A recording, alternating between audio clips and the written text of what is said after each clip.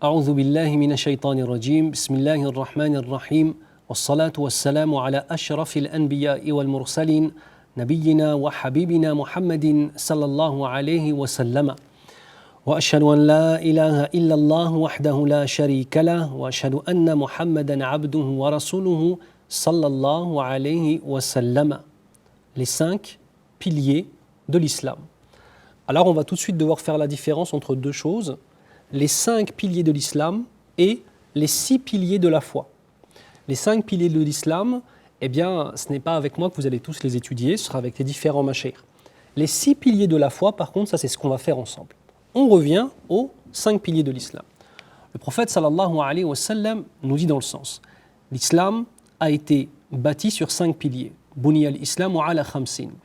Le premier des piliers, c'est témoigner qu'il n'y a d'autres divinités dignes d'adoration hormis Allah.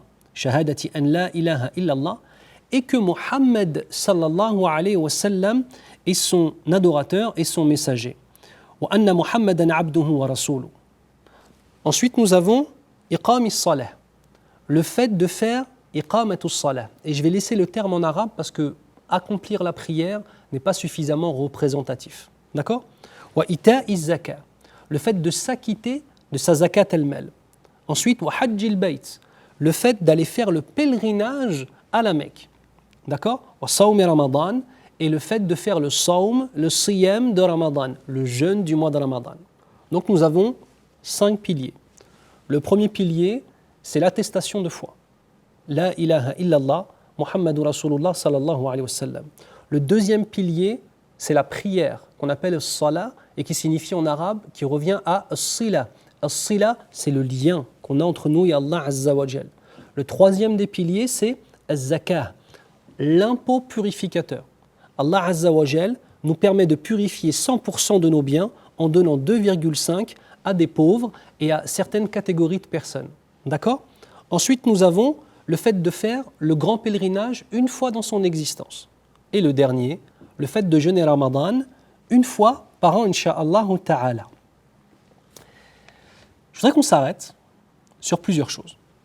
La première des choses, c'est que tout ceci, ce sont des actions. Tout ceci, ce sont des actions. C'est-à-dire, quand on parle de la shahada, le fait d'attester qu'il n'y a d'autres divinités dignes d'adoration hormis Allah, et c'est par cela qu'on va traduire la ilaha illallah, on ne va pas le traduire par il n'y a d'autres dieux que Dieu. D'accord? Je vous l'expliquerai pourquoi par la suite. Mais on va le traduire par il n'y a d'autres divinités dignes d'adoration hormis Allah. D'accord? Ici, dans les 5 piliers de l'islam, c'est l'action de la langue. C'est quand tu le dis. Et c'est par le fait de le dire avec ta langue que tu vas devenir musulman. Tu dois l'avoir dans ton cœur, al-i'tiqadu bil qalb, c'est-à-dire la certitude par le cœur, al-qawlu bil lisan, le fait de prononcer cette parole, et là tu es dans la première action des 5 piliers de l'islam, wal-amalu bil jawarih, et la concrétisation de la ilaha illallah. Donc en fait, c'est comme une base. Le premier pilier, la ilaha illallah, c'est celui sur lequel tu vas construire tous les autres piliers. Comme quoi? Comme la prière. C'est une action aussi? Oui, c'est une action. Comme le fait de donner sa zakat. C'est une action aussi? Oui, c'est une action. Comme le fait d'aller faire son hajj. Pareillement, c'est une action. Et comme le fait de faire le sawm de Ramadan, le jeûne de Ramadan, c'est aussi une action. Donc tu vois, l'islam est une religion d'action. C'est un digne d'action. L'islam, ce n'est pas de la philosophie. L'islam vient avec des idées, des concepts, te les fait ressentir et te les fait appliquer. La boucle est bouclée, c'est parfait en fait. Vous savez, un des grands mots de cette société que nous avons, et c'est très influencé par la pensée philosophique en tant que telle, c'est le fait de rester à penser, faire des constats, se plaindre de certaines choses sans jamais agir. L'islam est le digne de l'action. Et les 5 piliers de l'islam sont 5 actions. Je voudrais qu'on fasse juste une chose.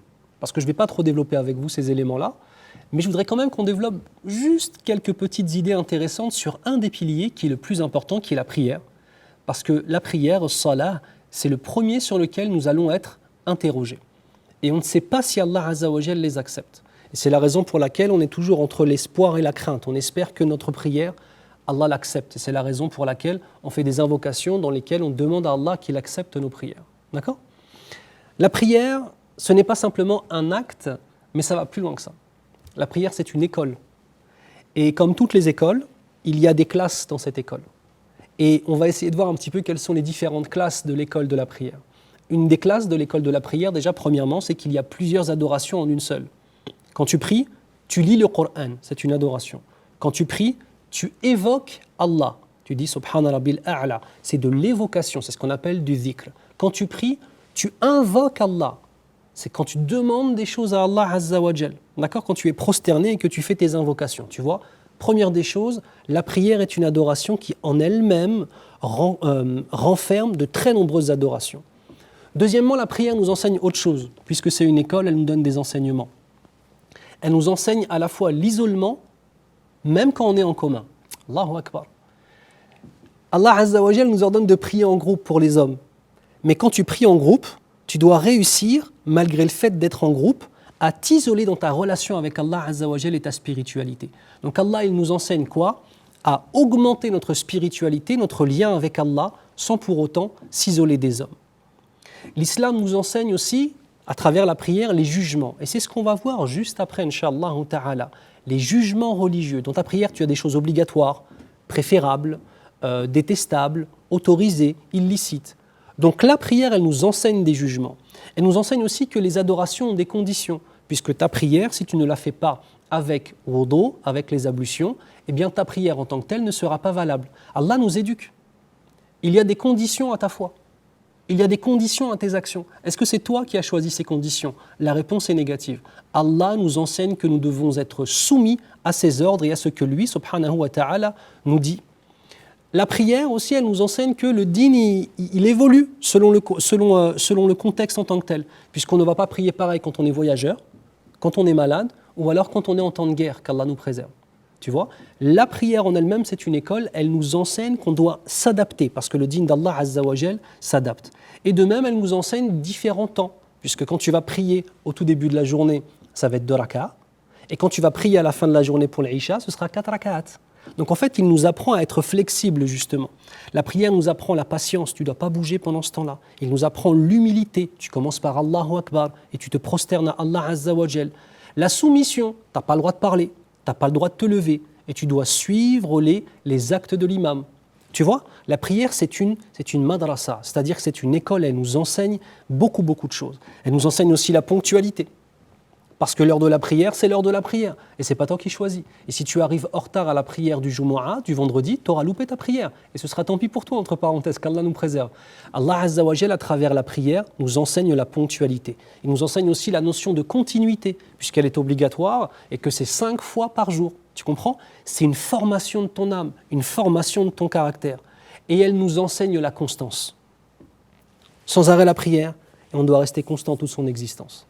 Je ne vais pas vous faire les 5 piliers de l'islam comme cela, mais vous voyez, sur un simple pilier qui parfois peut nous paraître simple, je vais dire Allahu Akbar, je vais réciter le Fatiha, je vais réciter ensuite une sourate, ensuite je vais dire Allahu Akbar, je vais faire le ruku', ensuite je vais me relever, Ça c'est les mouvements, ils sont très importants, il faut les apprendre à travers le fiqh, à travers le droit musulman. Il faut l'apprendre et vous allez l'apprendre avec nous, Inch'Allah. Mais n'oubliez pas qu'au-delà des actes, il y a une école, il y a des enseignements. On se doit, chacun d'entre nous, d'apprendre les préceptes de notre dîn, Inch'Allah ta'ala, et les plus importants, parmi les plus importants, les 5 piliers d'islam, Inch'Allah ta'ala. Qu'Allah vous préserve, je vous aime pour Allah subhanahu wa ta'ala. Prenez soin de vous, prenez soin de votre foi, prenez soin de vos familles, des gens que vous aimez, appelez-les, visitez-les, restez avec eux. Soyez vivants, Inch'Allah, aussi bien dans vos cœurs que dans vos actes et dans vos consciences et vos intelligences, Ya Rabbal Alamin. سبحانك اللهم وبحمدك أشهد أن لا إله إلا أنت أستغفر الله وأتوب إليه